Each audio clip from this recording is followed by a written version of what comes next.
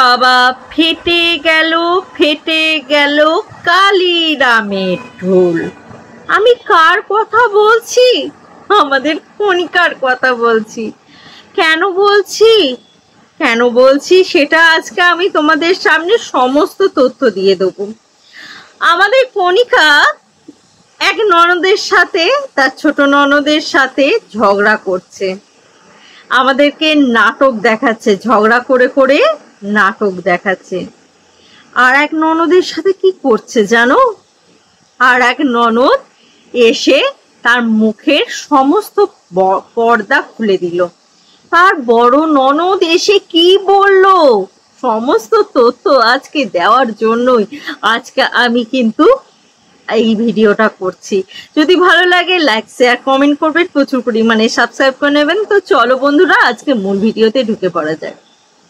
Hello বন্ধুরা, তোমরা সকলে কেমন আছো বলো? তো বন্ধুরা, এই কদিন ধরে তোমরা দেখতে পাচ্ছ যে কণিকা কিন্তু প্রচুর পরিমাণে তার ফ্যামিলিতে কিন্তু অশান্তি চলছে। শুধু কণিকা কেন বলবো, কণিকার সাথে কিন্তু সমান তালে তাল মিলিয়ে কিন্তু অশান্তি করে চলেছে এই সোনা। সোনা মানে হচ্ছে যে তোমার এই ছোট ননদ প্রচুর পরিমাণে কিন্তু অশান্তি করে চলেছে। যে অশান্তির হয়তো কোনো কি বলবো, যে অশান্তির কোনো হয়তো কুল কিনারাই নেই। কবে শেষ হবে, কবে এদের সমস্ত কিছু ঠিকঠাক হবে, কবে ঠিকঠাক হলে সমস্ত কিছু ঠিক হবে, ঠিক নেই। আর একদিকে তার এই বুড়ি মাটা পড়ে রয়েছে টেনশনে, চিন্তায়। সে এক কাত হয়ে গেছে, না সে ছেলের দিকে যেতে পারছে, না সে মেয়ের দিকে যেতে পারছে, না সে মেয়ের ধার ধারতে পারছে, না সে ছেলের ধার ধারতে পারছে। কারণ তার তো দুটোই সন্তান না, সে তো কাউকে ছেড়ে দিয়ে কাউকে কোলে তুলতে পারবে না, না। কারণ তাদের এখন বাবা নেই, তাকে দুটোকেই কোলে তুলতে হবে। শুধু দুটো নয়, তিনটেকেই কোলে তুলতে হবে। তার আরো একটি বড় সন্তান রয়েছে, মামনিদি। ইতিমধ্যে মামনিদি কিন্তু নিজের স্বরটা খুলতে কিন্তু লেগেছে, নিজে কিন্তু কথা বলতে লেগেছে যে কি হয়েছে, কেন হয়েছে, অনেক তথ্য বলতে লেগেছে। আসবো, মামনিদির কথায় আসবো, কিন্তু তার আগে আমি তোমাদেরকে আরো কিছু কথা বলে নিই, তারপর মামনিদির কথায় আসছি। মামনিদির কথায় আসার আগে এই কথাগুলো বলে নিই, তারপর মামনিদির কথায় আসছি। তো যে কথাটা আমি তোমাদের সাথে আজকে বলতে এসেছি, যে কথাটা না বললেই নয় আর কি, সেই কথাটা আমি তোমাদের সাথে বলি। আমরা কণিকাকে কিন্তু কখনোই সোশ্যাল মিডিয়ায় এসে এরকম ঝগড়া, অশান্তি, ঝামেলা, বাড়ির ঝামেলা, সংসারের ঝামেলা সোশ্যাল মিডিয়ায় এসে বলতে কখনো দেখিনি। সব সময় হাসি মুখে কথা বলতে, সব সময় হাসি মুখে আমাদের সামনে কথা বলা, এবং হাসি মুখে 20 মিনিট, 28 মিনিট, 25 মিনিট, 18 মিনিট যেটুকু টাইম আমাদের সাথে শেয়ার করে নিত, ভীষণ হাসি মুখে এবং একটা হাস্য উজ্জ্বল একটা দিন আমাদের সাথে কিন্তু শেয়ার করতো। এটা বলতে হবে। সে তার স্বামীকে কিভাবে সার্ভিস দিচ্ছে, সে তার ছেলে মেয়েকে মেয়েকে কিভাবে পড়াচ্ছে, মেয়েকে কিভাবে ট্রিটমেন্ট করছে, স্বামীকে কিভাবে ট্রিটমেন্ট করছে। ইনফ্যাক্ট যখন শ্বশুর বেঁচে ছিল, শ্বশুর শাশুড়িকে দেখা শোনা, এই সমস্ত কাজকর্ম, শাশুড়ি যখন বেরিয়ে যেত তাকে রেডি করে দেওয়া, তার জিনিসপত্র, এই সমস্ত কাজকর্ম কিন্তু আমরা দেখেছি। তারপরে যখন শাশুড়ি একেবারে বসে গেল, শাশুড়ি আর যেতে পারছে না, অক্ষম হয়ে গেল, কারণ শাশুড়ির রোগ কিছু ধরা পড়লো, সুগার টুগার ধরা পড়লো, এই সমস্ত কিছু রোগ ধরা পড়লো। তার পক্ষে একার পক্ষে আর যাওয়া ঠেলা এগুলো সম্ভব হচ্ছিল না। তখন বাড়িতে যখন চলে এলো, তখন কি হলো, তখন তারপরেও কিন্তু কণিকার সাথে সব ভালোই বনিবনাত। এমনকি শাশুড়ি কিন্তু বসে খেত না, সব সময়ই কিন্তু কাজ করত। তার শরীরে যতই রোগ থাকবে থাকুক, শাশুড়ি বলে যে পায়ের ওপরে পা দিয়ে খাবো তা না, সব সময় কিন্তু কাজ করে খেত। শুধু শাশুড়ি দূরে থাক, তার যে ননদ তারাও তো কত সুন্দর কাজ করত। ওই যে মামুনি বড় ননদ আসতো, কত সুন্দর কাজ করত। কাজ করে না, পারলে তো ও সমস্ত সংসারে কাজ করে দিলে পারে, একবারে সমস্ত সংসারে কাজ করে দেয়। এত সুন্দর ও কাজ করে। ভাইয়ের বাড়ি আসে বলে পায়ের ওপরে পা চাপিয়ে খায় তা না। সোনা সে কি কাজ করে না? সেও যখন মাঝে সাঝে আসতো সেও কিন্তু কাজ করতো। কিন্তু এখন যে কি হয়েছে সেটা বুঝতে পারছি না। তবে এর খোলাসা আমি করব, আজকের ভিডিওতে করব। কি হয়েছে সেই খোলাসা তো করব। তার জন্য আজকে ভিডিওটা তো কন্টিনিউ করতে হবে, না হলে তোমরা তো জানতে পারবে না আমি আজকে কি খোলাসা করে দিচ্ছি। নেক্সট, তোমরা অনেক সময় দেখেছো যে কণিকা, উজ্জ্বল, মামনি সোনার বাড়ি যাচ্ছে বা মামনিদের বাড়ি চললো, এরকম এর ওর বাড়ি যাওয়া যাইতে দেখেছো। সোনার বাড়ি বেশি যেত। সোনার বাড়ি যখন যেত তখন কি হতো না, আগে তার ননদরা পৌঁছে যেত, আগে তার শ্বশুর শাশুড়িরা পৌঁছে যেত, তারপরে উজ্জ্বলকে নিয়ে পৌঁছাতো তোমার কণিকা পৌঁছাতো। এবার বলবে যে কেন উজ্জ্বলকে নিয়ে কেন কণিকা পৌঁছাতো? কারণ রান্না করতে হবে না বলে? আমি বলবো যে না, এই কথাটা তো ভুল। কারণ উজ্জ্বলের পিছনে কণিকার কিন্তু প্রচুর কাজ ছিল। নিজের সংসার ছেড়ে যখন অন্যের সংসারে যেতে হয় তখন নিজের সংসারে কি কাজ থাকে না? সমস্ত কাজ থাকে। শুধু সমস্ত কাজ সেরে উজ্জ্বলকে একটা বাচ্চা ছেলের মতন ট্রিটমেন্ট করে তার দেখা শোনা, তাকে চান খাওয়া দাওয়ানো সমস্ত কিছু করে তারপর তাকে নিয়ে যাওয়া। তাহলে এটা যদি বলি যে কণিকা গাফিলতি করে যেত না, দেরি করে যেত, তাহলে এটা কিন্তু ভুল হচ্ছে। না, কখনোই না, এটা কিন্তু কখনোই মানা যাবে না। কণিকা কিন্তু এই জন্যই কণিকার লেট হতো, সেদিক থেকে কিন্তু কোনো দিন কিন্তু তার ননদরা কোনো প্রশ্ন করেনি কেন কণিকা তোমার লেট হচ্ছে। কারণ কণিকা যখন এই বাড়িতে এসছিল তখন সে কিন্তু জেনে বুঝে এসছিল যে সে তার স্বামীর দায়িত্ব নেবে বলেই এসছিল। এদিক থেকে কিন্তু কণিকাকে আমি হ্যাটস অফ দিই, এটা খুব ভালো গুণ কণিকার। আর হ্যাঁ, কণিকা যে লাইফস্টাইলে চলছে, কণিকা নিজের জীবন যেভাবে ধারণ করছে, ছেলে মেয়েগুলোকে যেভাবে জীবন ধারণ করাচ্ছে, ইউটিউবের সাহায্যেই তো। ইউটিউব যদি কাল না থাকে তখন কি হবে? সুতরাং তাকে তো সেই সমস্ত কথা চিন্তা করতে হবে, সেই সমস্ত দিক দিয়ে দেখে তাকে তো আর্নিংটা বাড়াতে হবে। এরপর এসে যায় যে ও ভুল পথ চুজ করেছে। কি ভুল পথ চুজ করেছে সেটা এবার আসি। ভুল পথে এটাই যে ও ওর ননদের সাথে গিয়ে একটা চুক্তি করে। এবার বলবে তুমি কি করে জানলে দিদি? সমস্ত কথাই আমি তোমাদেরকে আজকের ভিডিওতে বলেছি না, ক্লিয়ার করে দেবো, একটু ওয়েট করো না, সমস্তটা ক্লিয়ার করে দেবো।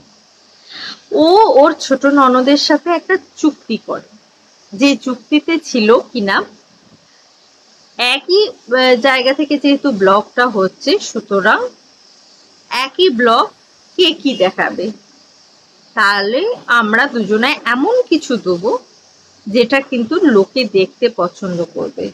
লোকে কি দেখতে পছন্দ করে? একটু ঝগড়া, অশান্তি, এগুলো দেখতে পছন্দ করে। চলো আমরা একটু ঝগড়া করি, তাহলে লোকেরা দেখতে পছন্দ করবে। আর লোকেরা দেখতে পছন্দ করলে আমাদের আর্নিংটাও হবে। তো সেই দিক থেকে তারা সেই পথটাই তারা বেছে নিল। ঠিক আছে, তারা সেই পথটা যখন বেছে নিল, তাদের নিজেদের স্বাধীনতা, নিজেদের চিন্তা ভাবনা, এই বয়সে এসে তার বৃদ্ধ মাকেও সেই পথে তাদেরকে সাপোর্ট দিতে হলো। মা দেখলো যদি তাদের এতে ইনকাম বাড়ে, যদি তাদের এতে টাকা পয়সা বাড়ে, তাই ভালো। খরচা আছে সামনে, যদি তাদের এতে টাকা পয়সা একটু হয় তো তাতেই ভালো। এবার বলবে, দিদি ভাই তুমি এই কথাগুলো জানলে কি করে? তো চলো সেই কথায় এবার আসি। দুদিন আগে মামনি দি একটি ভিডিও করে বলে, যেখানে কিনা মামনি দি খুব খোলাসা ভাবে বলে দেয় যে আমারও তো টাকার প্রয়োজন রয়েছে। আমার কি টাকার প্রয়োজন নেই? আমারও তো টাকার প্রয়োজন রয়েছে। আমিও তো পারতাম নাটক করে, ঝগড়া ঝামেলা করে, ছেলে মেয়েদের পড়াশোনার জন্য আমারও টাকা প্রয়োজন রয়েছে, পড়াশোনার জন্য, মানুষ করার জন্য।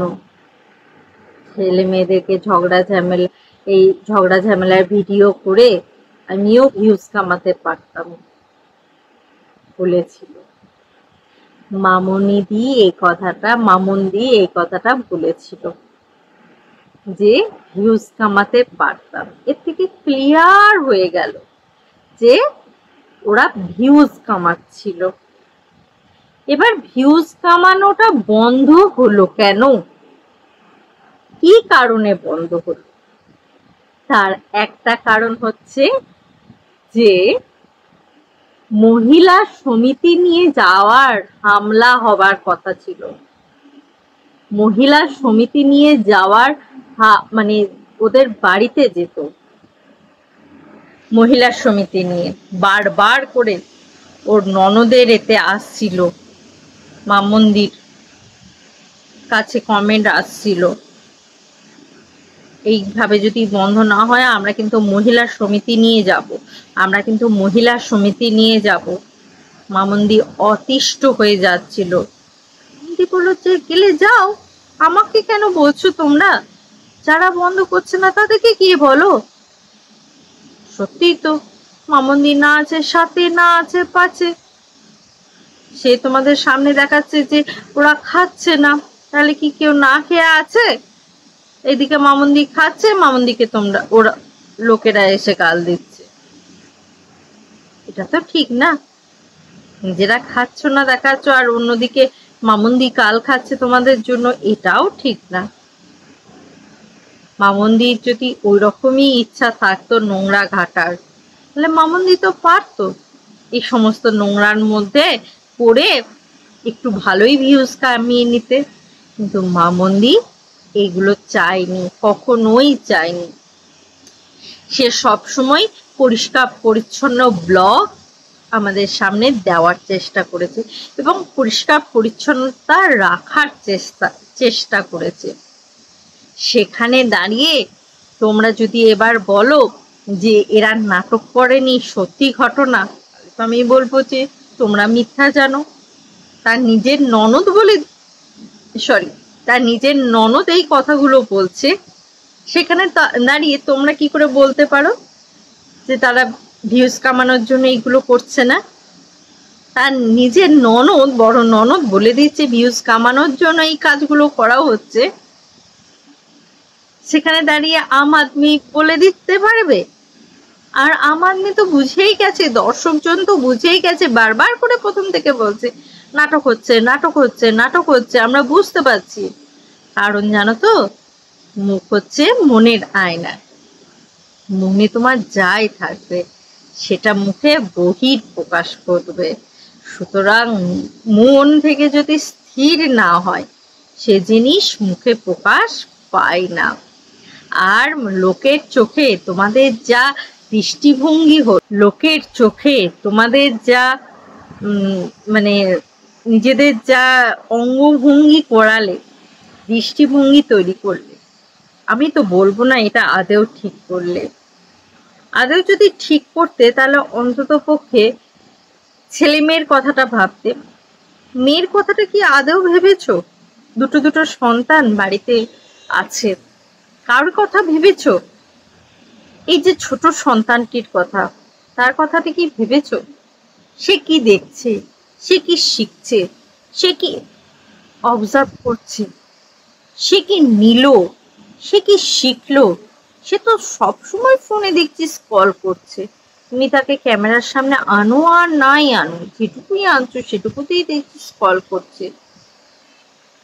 মানে এমএসএল এর মেয়ে আর এমএস ফ্যামিলির মেয়ে দুটোই তো এক।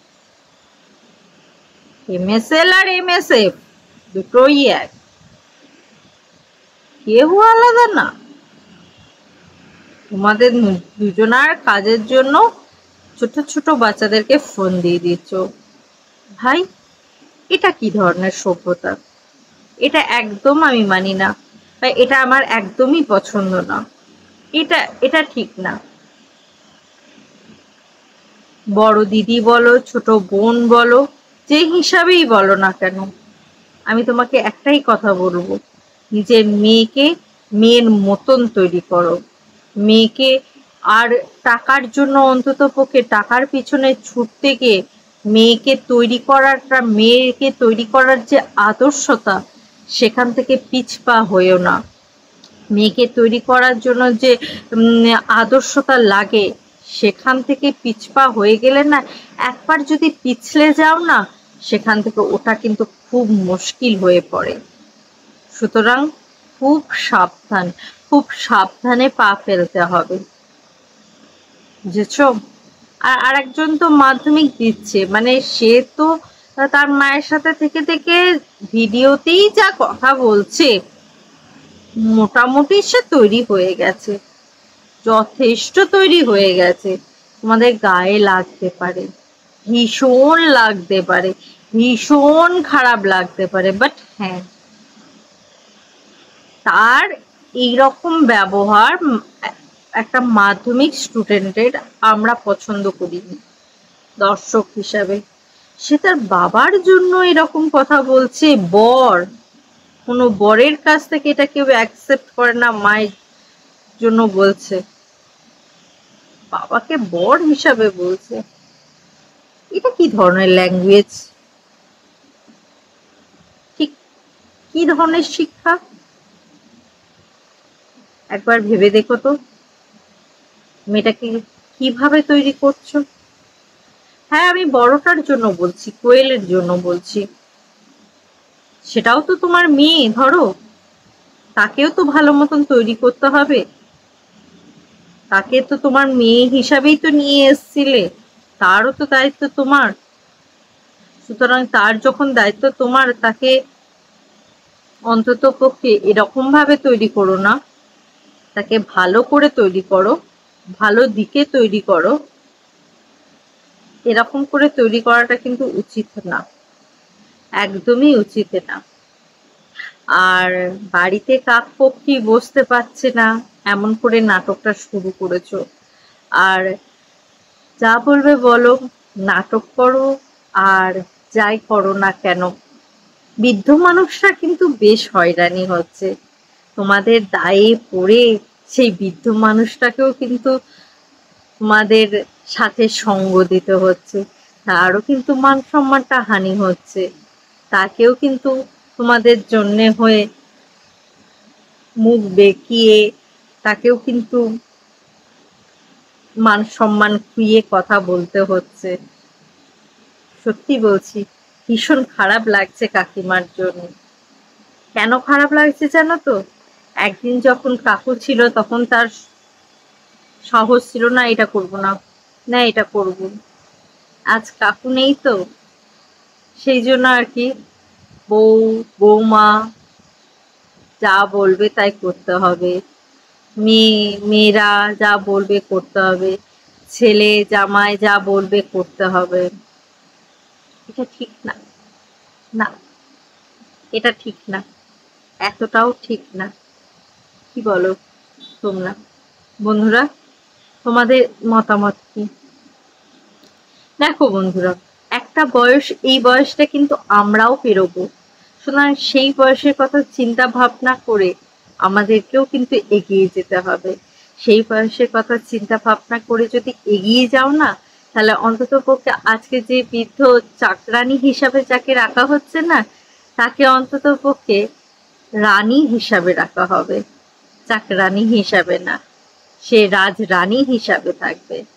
এবার বলবে যে আমি সব করব।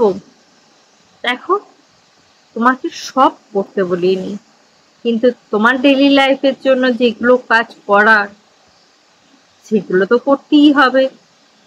লোক দেখানি তো করলে হবে না। ধরো সেগুলো অন ক্যামেরায় 20 মিনিটে যেটুকু দেখানোর সেটুকু করলে হবে না, বাদ বাকিটা অন্য কেউ করে দিচ্ছে, এটা তো ঠিক না। না, এটা ঠিক না। তুমি মানে ভিডিও থেকে আর্নিং করছো মানে তুমি কিছুই করবে না, গতরটা কিছুই খাটাবে না, এটাও ঠিক না, কিছু করতে হবে। তো ভিউয়ার্স, যদি তোমাদের ভিডিও ভালো লাগে লাইক শেয়ার কমেন্ট করো, প্রচুর পরিমাণে সাবস্ক্রাইব করে নিও আমার এই ছোট চ্যানেলটিকে। আজকের মতন আসি বন্ধুরা, আবার দেখা হবে তোমাদের সাথে নতুন একটা ভিডিওর সাথে, নতুন একটা জোশের সাথে। তখন টাটা।